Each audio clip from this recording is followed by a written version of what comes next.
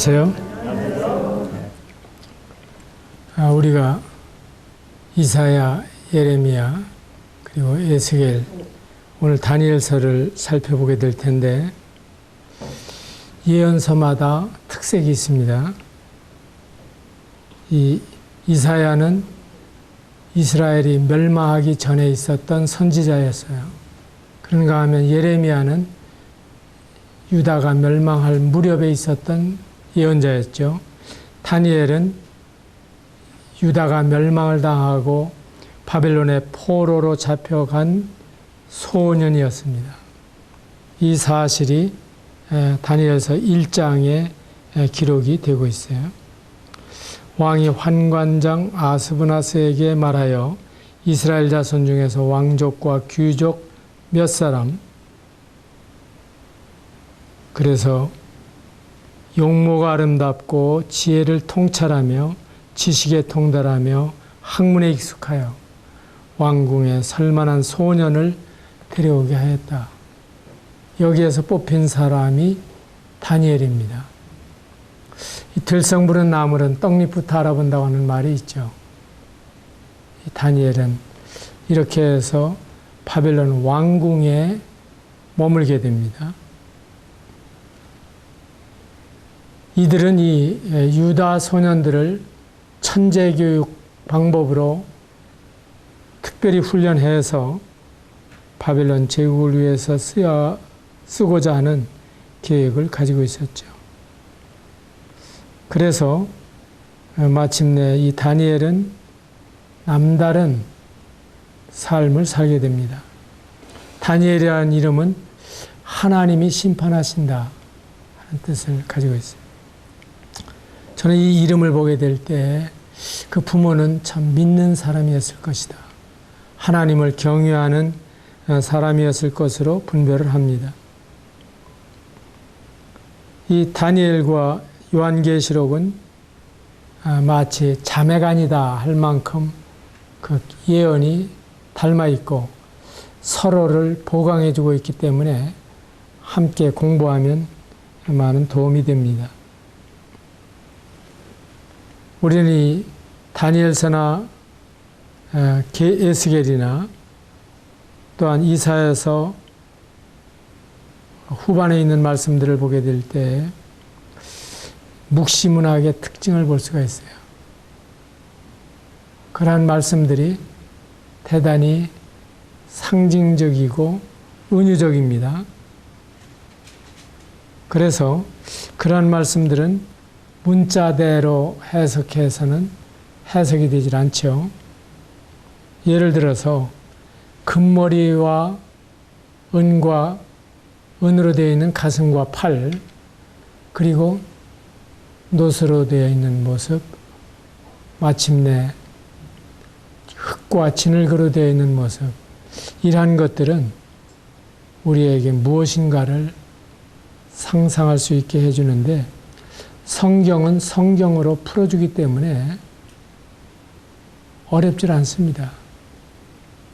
그것은 마치 바벨론 제국으로 시작해서 바벨로니아, 페르시아, 그리스, 로마 제국을 가리키고 마침내 흙과 진흙과 철로 이루어진 이 발과 발가락은 마지막 때에 나타날 세계 제국을 가리킨다. 이렇게 말씀해 주시고 있는 것입니다. 1장에서 6장까지는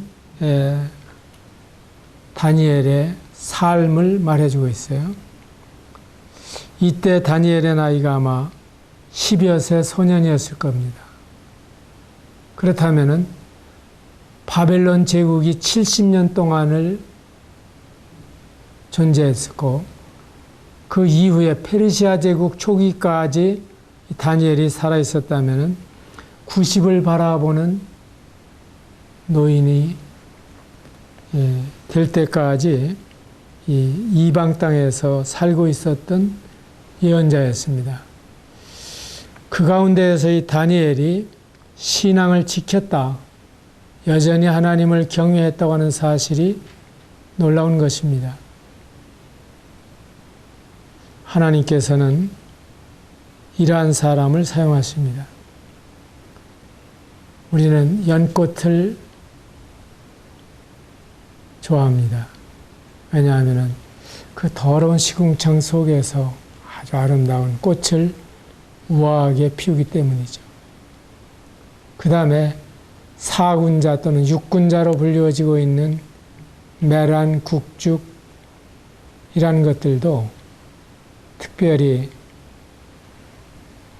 추위에서 벗어나자마자 꽃을 피우는, 또한 그 기상이 상당히 추위와 타협하지 아니하고 고결하게 버티는 이러한 모습 속에서, 그래서 국화야 너는 어이 3월 동풍 다 지내고 낙목 한천에 내 홀로 피어 있느냐고 시인들은 노래하게 되는 것입니다. 이러한 점에서 다니엘은 정말 그가 바벨론 궁중에서 특별히 천재 교육을 받으면서 바벨론 문화에 동화되고 타협했다고 할지라도 우리가 책할 수가 없을 터인데, 그 가운데에서 신앙의 정절을 지키고 마침내 하나님의 인정을 받는 일꾼이 됩니다. 이것이 다니엘의 놀라운 점입니다. 그래서 성경은 말씀하시기를 만일에 욥과 노아와 다니엘 이 세 사람이 있을지라도 하는 말씀이 에스겔서 3번씩이나 반복해서 나오는 것을 볼 수 있습니다. 에스겔과 다니엘은 같은 시대에 살고 있던, 다니엘은 궁중에 있었고 그리고 에스겔은 그발강가에 있었는데, 그럼에도 불구하고 당대 다니엘을 이처럼 에스겔이 말하고 있는 것을 보게 되면 얼마나 그의 간증이 뚜렷이 드러나고 명성이 알려졌는가 하는 사실을 알 수가 있습니다. 1장 1절은 느부갓네살을 말씀하시고 1장 마지막 절 21절은 고레스 왕 원년까지 있었다. 할 만큼 이 다니엘의 생애를 잘 말해주고 있어요. 이러한 다니엘에게 주님께서는 느부갓네살의 꿈을 보여주십니다. 우리는 웬만한 꿈은 저는 개꿈이라고 분별합니다. 몸이 꾸는 꿈도 많이 있고 혼이 꾸는 꿈들도 많이 있습니다. 하나님께서 때때로 영이 꾸는 꿈을 주시는데, 요셉의 꿈이라든지 여기 다니엘의 꿈이라든지 또 신약의 요셉에게 현몽하여 가로되 다윗의 자손 요셉아 내 안에 마리아 데려오기를 무서워하지 말라고 말씀하시는 그러한 꿈들이야말로 계시적인 꿈이죠. 그러나 많은 경우에 우리는 그 꿈을 지나치게 해석할 필요가 없습니다. 단 한 가지, 기록된 말씀이야말로 얼마나 명백한 하나님의 뜻입니까? 이 다니엘의 시대에 특별히 다니엘에게 이 꿈을 해석할 수 있게 하시고, 또한 특별히 환상을 보여주셔서 신구약 성경을 완성하도록 인도하셨습니다. 성경이 완성된 이후에 우리는 더 이상 어떠한 환상이나 꿈이나 이러한 것을 의지하지 않습니다. 제 핸드폰에는 어떤 분이 보내주신 장차 한국의 운명이라고 하는 이러한 예언의 메시지가 들어와 있습니다. 사실일 수도 있고 아닐 수도 있습니다. 그러나 우리는 기록된 말씀과 그리고 악을 하나님께서 반드시 벌하시되 우리 하나님께서 우리의 기도를 들으시며 응답해 주신다고 하는 확신을 가지고 주님께 나아가는 것이 어떠한 환상이라든지 계시라든지 이러한 것을 우리가 의지하는 것보다 더 좋은 태도입니다. 계시 중에 계시는 성경입니다. 3장에서 이 다니엘은 꼼짝할 수 없이 그 금신상에게 절할 수밖에 없는 입장에 서 있었지만 그 친구들은 끝내 풀무불에 던져지면서도 거절했습니다. 이 결사 신앙이 없이는 우리가 신앙다운 신앙을 가질 수가 없다고 하는 사실을 보여줍니다. 얼마 전에 용인에 있는 기독교 순교자 기념관을 가본 적이 있어요. 거기에 주기철 목사님이라든지 이러한 분들이 사진으로 볼 수가 있었는데, 심지어는 일제가 여러 날 동안 굶주린 그 옥중 생활을 하고 있는 그 순교자에게 진수성찬을 차려놓고 먹으라고 권했습니다. 그런데 손을 뒤로 묶어놨어요. 그렇기 때문에 머리를 숙여서 입으로 먹지 않으면 안 되는데, 그렇게 하려면 앞에 있는 그들이 섬기는 천조 대신에게 굽히지 않으면 안 되는 이와 같은 상황 가운데에서 트집을 잡기 위해서 차려놓은 음식이었죠. 그런 음식을 거절하면서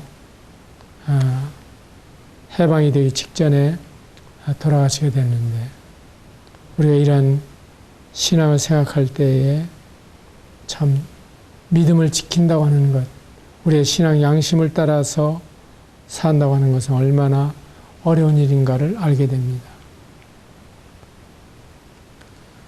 4장에서 이 느부갓네살이 두 번째 꿈을 꿉니다. 참 이것은 놀라운 꿈이죠. 그 큰 나무가 바로 바벨론을 가리키고 있는 것인데, 이 나무는 때때로 나라를 가리키기도 하고 민족을 가리키기도 하고 또 사람을 가리키기도 합니다. 그래서 야, 참 그 사람 아주 인재다, 그러죠? 큰 제목이다, 거목이다, 이런 이야기를 하죠. 그래서 이 느부갓네살을 가리키는 이 나무가 베어지는 것을 보여주시면서 그에게 회개할 기회를 주십니다. 그래서 우리가 생각할 때에는 이방인들이 개돼지처럼 하나님의 버림받은 자들이 아니라 선민 이스라엘을 통해서 이스라엘이 다른 민족에게 하나님의 영광을 나타내고 그들로 돌아오게 하시는 통로로 사용하시는 것입니다. 우리가 이러한 사실을 잘 모르게 될 때에는 하나님이 우리에게 주신 은혜로 교만하기가 쉬워요. 그리고 그것도 모르느냐 하고 다른 사람을 무시하기가 쉽습니다. 그런데 우리도 그러한 사람이었죠. 이 다니엘이 이방 궁중에 있으면서 느부갓네살로 회개케 하시는 이 일을 하십니다. 그래서 4장 34절로 37절에 있는 말씀을 보게 되면, 특별히 37절에 그러므로 지금 나 느부갓네살은 하늘의 왕을 찬양하며 칭송하며 경배하노니 그의 일이 다 진실하고 그 행하심이 의로우심으로 교만하게 행하는 자를 그가 능히 낮추심이라. 그러니까 자, 하나님이 하시는 일은 옛날 요셉을 통해서 애굽 왕 바로의 마음을 움직이시죠. 그런가 하면 다니엘을 통해서 느부갓네살의 마음을 움직이십니다. 그런가 하면 고레스 왕의 마음도 하나님이 움직이시죠. 사이러스 더 그레이트, 키루스 대제. 왜냐하면 이사야에 보게 되면은 이사야서 44장, 45장에 고레스 왕을 통해서 하나님의 뜻을 이루시겠다고 하는 말씀을 하십니다. 그런가 하면 알렉산더가 다리오 3세를 무너뜨리고 페르시아를 정복하고 예루살렘에 이르렀을 때에 이스라엘의 랍비가 알렉산더에게 당신에 관한 예언이 성경에 기록되어 있다고 하는 사실을 보여줌으로 말미암아 알렉산더도 이스라엘을 선대하게 하시고 또한 예루살렘을 보호하게 하시고 그를 통해서 이루시는 하나님의 뜻을 내다보았던 것을 알게 됩니다. 그렇다면 참 하나님이 하시는 이 일이 기이하지 않아요. 이스라엘을 택하셨다고 하는 사실은 그들에게 교만의 구실을 주시는 것이 아니고 긍지만 심어주시는 게 아닙니다. 그들을 통해서 통로로 사용하셔서 세계에게 복을 주시고자 하는 하나님의 뜻입니다. 유대인을 통해서 성경을 주셨죠. 유대인을 통해서 메시아를 보내셨어요. 그리고 그 결과는 세계를 복되게 하시는 하나님의 섭리가 있는 것입니다. 이러한 하나님의 놀라우신 그 역사를 보고도 5장의 벨사살 왕은 참 하나님을 만홀히 여기고 하나님의 성전에서 가져온 그 기명들을 가지고 잔치를 베풀고 술잔으로 사용을 합니다. 그때 하나님께서 이 바벨론을 순식간에 멸망시키는 것을 볼 수가 있습니다. 여러분이 아마 베를린에 가게 되면은 바벨론에서 떼어다 놓은 큰 문짝을 볼 수가 있어요. 제 키에 아마 한 3배쯤은 되는 그런 문짝을 바벨론 박물관에 세워놓고 있어요. 그러면 그 바벨론이 얼마나 웅장한 도성이었는지 그 위에 마차가 달릴 수 있을 만큼 이 성벽이 넓었습니다. 그리고 그 성벽을 이중으로 쌓았는데 내성과 외성 사이에는 운하를 유브라데스 강에서 끌어들인 그 물을 통해서 운하를 놓았습니다. 그렇기 때문에 외성을 뚫고 들어간다 할지라도 물을 만나게 되고 물을 건너야 내성에 들어갈 수 있는 이러한 구조였어요. 그렇기 때문에 바벨론 성을 누가 무너뜨릴 것이냐? 불가능하다. 정말 난공불락의 성이었습니다. 그런데 고레스 대제가 쳐들어올 때에는 유브라데스 강이 사행천이라고 하는 사실을 알고 있죠. 아주 꼬불꼬불 흐르고 있는 강물인데 강물의 상류를 막고 그 유로를 변경시킴으로 말미암아 바벨론 성으로 흘러들어오던 물줄기를 단절시켰어요. 그리고 나서 벨사살 왕이 잔치를 벌이고 있던 그 밤에 아무 일 없이 이 벨사살과 그 귀인들을 다 처치하고 바벨론을 얻을 수가 있었습니다. 그 사건이 5장 31절, 30절 그날 밤에 갈대아 왕 벨사살이 죽임을 당하였고 메대 사람 다리오가 나라를 얻었는데 그때 다리오는 62세였더라. 이렇게 성경이 간단히 기록해 주고 있습니다. 세계 제국의 흥망이 이처럼 하나님의 손에 달려 있다고 하는 사실을 우리는 이 다니엘서를 통해서 역력히 보게 되는 것입니다. 그리고 나서 이제 6장은 다리오 왕이 통치하게 됩니다. 바벨론 제국은 법 위에 초법적으로 이 왕들이 나라를 다스렸습니다. 그런데 페르시아 제국에 들어오게 되면 왕도 법 앞에 자유롭지 않은 이러한 모습으로 바뀌게 됩니다. 이 새로운 제국에서 이 다니엘은 수석 총리가 되었습니다. 그리고 시기를 받으면서 마침내 이 다니엘이 사자굴에 던져지게 되지만은 풀무불에서 그의 친구들을 건지신 하나님은 사자굴에서 이 다니엘을 건져내십니다. 그리고 이 다니엘을 건져내자마자 사자 입을 열어놓으셨을 때 이 다니엘을 사자굴에 던지려고 했던 이 사람들은 뼈를 추리지 못한 채 뼈까지 다 부스러뜨리는 이러한 사실이 6장 후반에 기록되어 있어요. 그때 이 다리오의 왕 마음도 바뀌어지게 됩니다. 고레스의 마음도 하나님이 움직이셨고 다리오의 마음도 주님이 움직이십니다.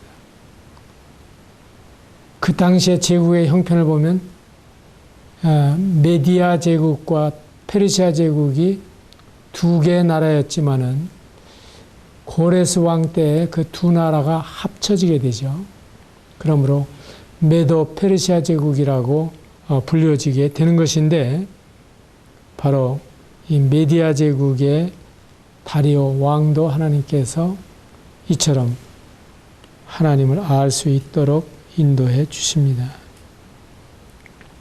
그러고 나서 이제 7장부터 12장까지는 놀라운 예언을 볼 수가 있어요. 저는 이 예언을 알기가 어렵지 않다.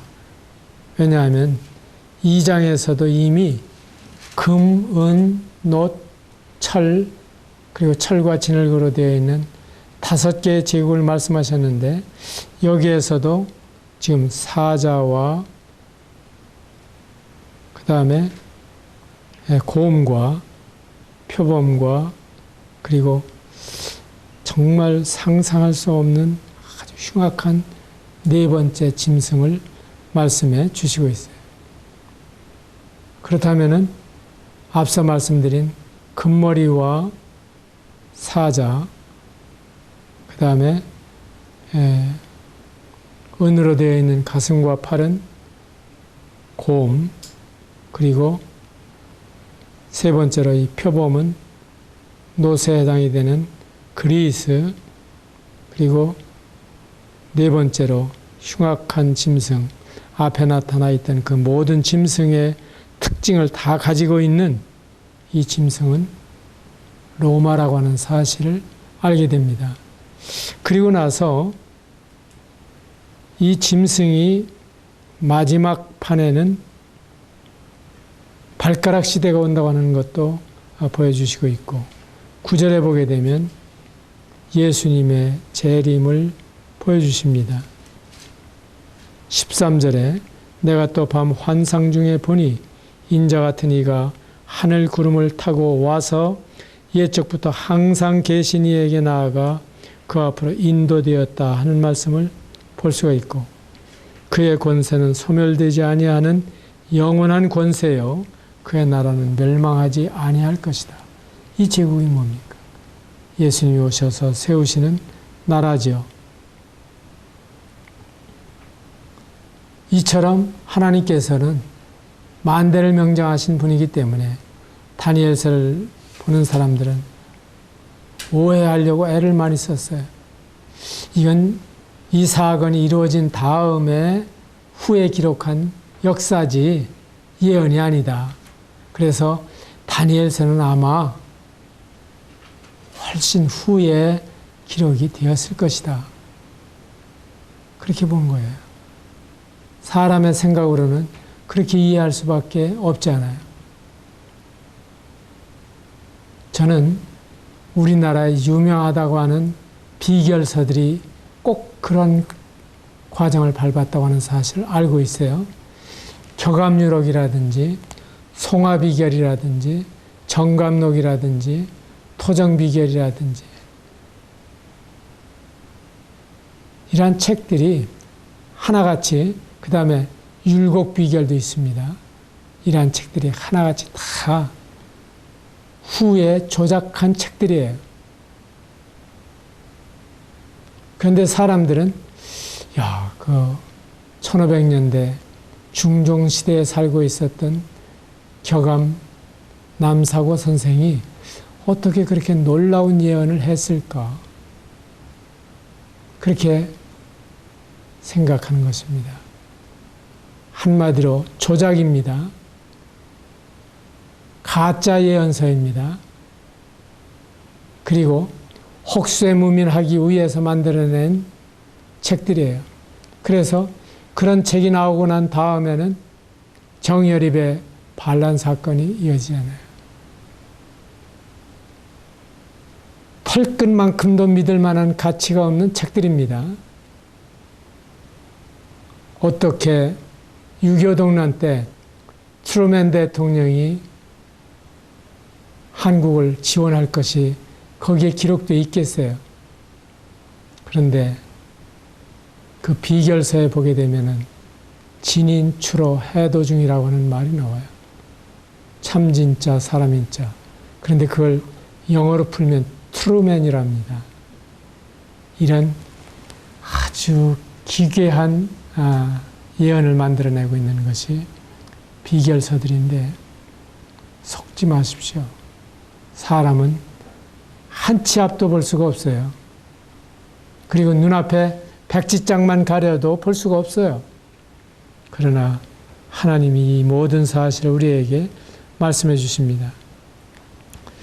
다니엘도 몰랐던 것이 한 가지 있는데, 다니엘은 교회 시대에 대해서 전혀 몰랐다고 하는 사실이에요. 그래서 다니엘의 예언에 보게 되면은 연결이 계속됩니다. 13절 앞에 동그라미가 있죠. 그리고 9절에 동그라미가 있죠. 이것이 얼마만큼의 시간입니까?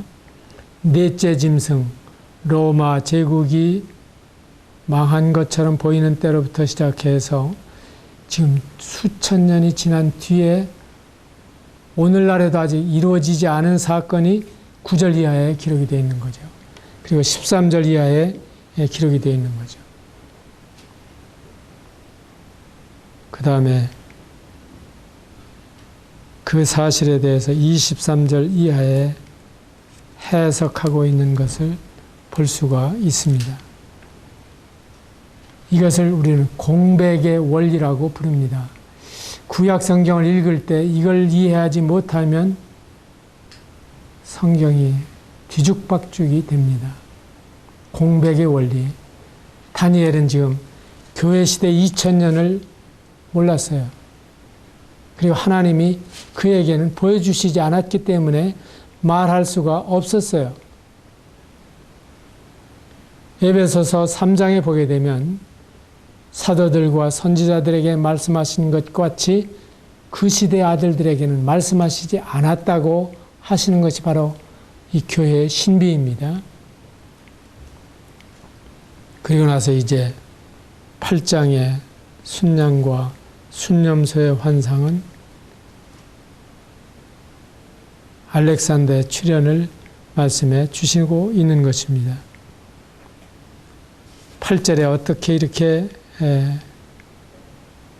알렉산더의 제국이 망할 것을 말씀해 주시는지요. 순념소가 스스로 심히 강대하여 가더니 강성할 때 그 큰 뿔이 꺾이고 알렉산더가 비명에 죽죠. 그 대신에 현저한 뿔 넷이 하늘 사방을 향하여 났더라. 사국분열이 일어나죠.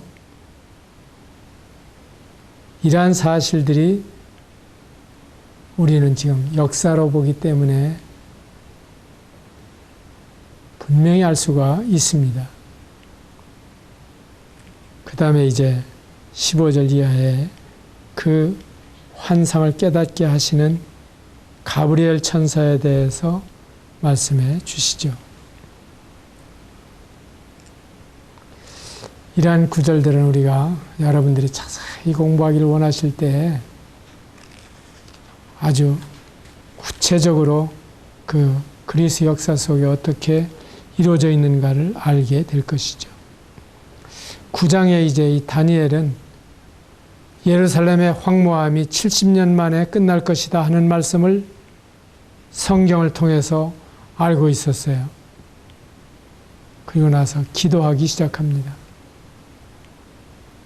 그리고 그 기도에 대해서 응답하시는 모습을 볼 수가 있는데 23절에 보게 되면은 네가 기도를 시작할 즈음에 명령이 내렸다. 참 얼마나 우리의 기도에 대해서 힘이 되는 말씀인지 몰라요. 기도하면 주님이 그때부터 응답하기 시작하셔요. 기도를 시작할 즈음에 응답을 시작하셔요. 기도의 방해 세력도 여러 가지가 있죠. 이건 언제적 이야기입니까? 24절에 보게 되면 71회로 기한을 정했다. 이게 다니엘의 예언의 핵심입니다. 다니엘의 71회. 그러면 이 시점은 언제입니까? 25절에 말씀하고 있는 대로 예루살렘을 중건하라는 영이 날 때부터. 그런데 예루살렘 성을 중건하라는 겁니까?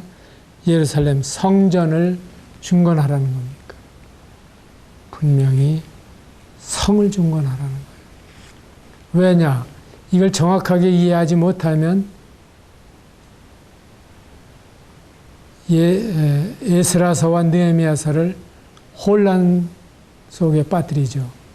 에스라서는 성전 재건이요, 느헤미야서는 성벽 재건입니다. 성전 재건은 그보다 앞서 있었고 성벽 재건은 445년 3월 14일에 시작되었다고 하는 사실이 역사적으로 증명이 됩니다. 그 다음에 마지막 일주일에 대해서 하나님이 27절에 말씀해 주십니다. 이건 아직까지도 미래의 사실이에요. 왜냐하면 장차란 말씀이 2번 나오는데 이 장차를 주목할 필요가 있습니다. 앞에서 말하고 있는 장차 26절에 한 왕의 백성은 주 70년에 예루살렘이 돌 하나 도리에 첨놓이지 아니하고 무너질 때를 말씀해 주시고 있는 것이고 27절에 장차는 2000년의 간격을 두고 말씀하시는 장차예요. 공백의 원리가 또 한 번 확실하게 드러나죠. 이걸 연속적으로 해석하는 이단들이 있습니다. 그래가지고 스스로 함정을 파고 있습니다. 연수를 날짜로 환산한다든지 또한 여기에 나오는 1260일을 1260년으로 환산한다든지 이렇게 해서 2520일, 7년을 다시 한번 연수로 환산해서 예루살렘이 멸망할 때부터 2520년을 계산한다든지. 근데 그 계산 방법이 음력, 양력이 막 뒤섞여서 흘러가는 2520년 안에 그렇게 성경이 무지막지하게 해석하도록 내버려 두질 않습니다. 분명히 성경의 1년은 360일을 1년으로 하는 1년입니다. 또 성경의 한 달은 30일입니다. 예언상 그렇단 말이죠. 또 성경의 1년은 12달이에요. 그렇게 해서 여기에 말씀하시고 있는 71회를 말씀해 주시고 있는 것인데 아주 정확하게 360일을 1년으로 하는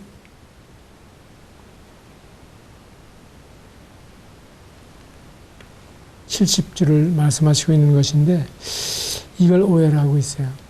그러면 에스겔서에 1일은 1년이라고 그랬죠. 그럼 7일은 몇 년입니까? 7년입니다.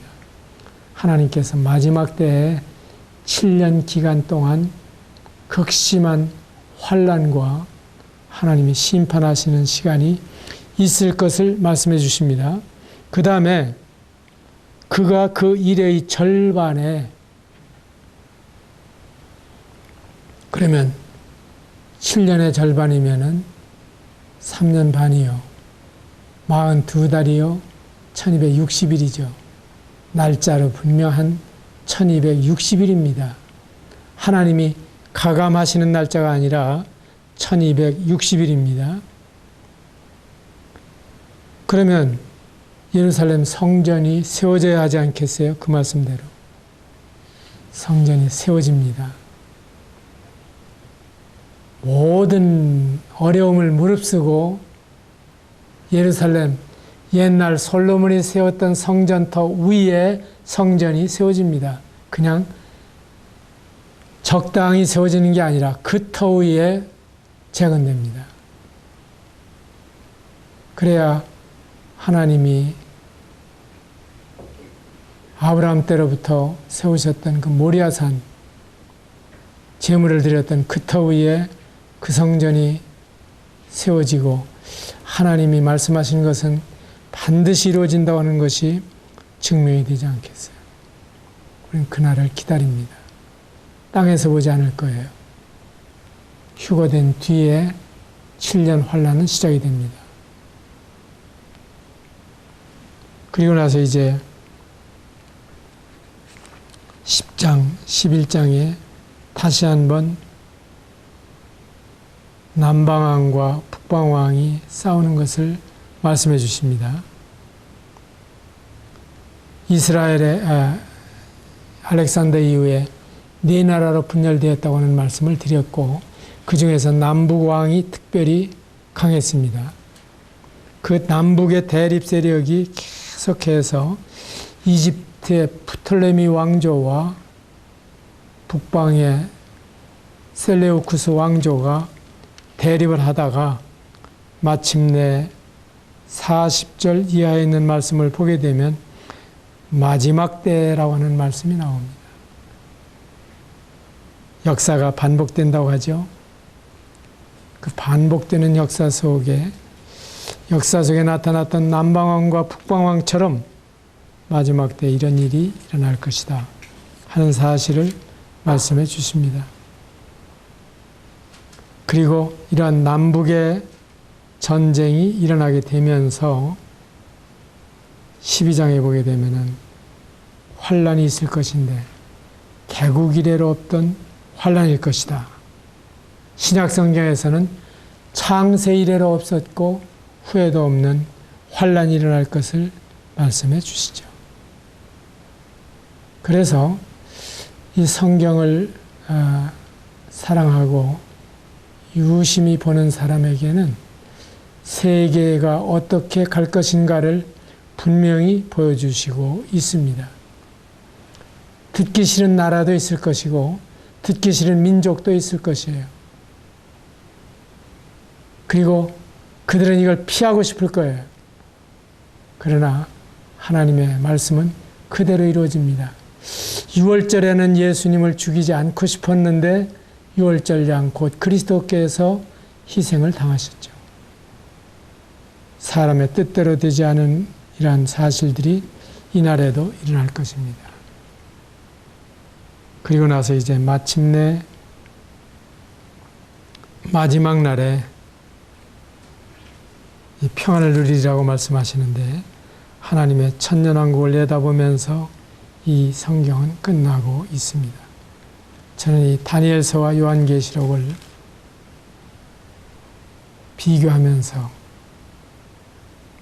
참 어떻게 2000년의 간격을 두고서도 이렇게 하나님의 말씀이 놀랍게 성취되는지 감탄을 금할 수가 없습니다. 감사합니다.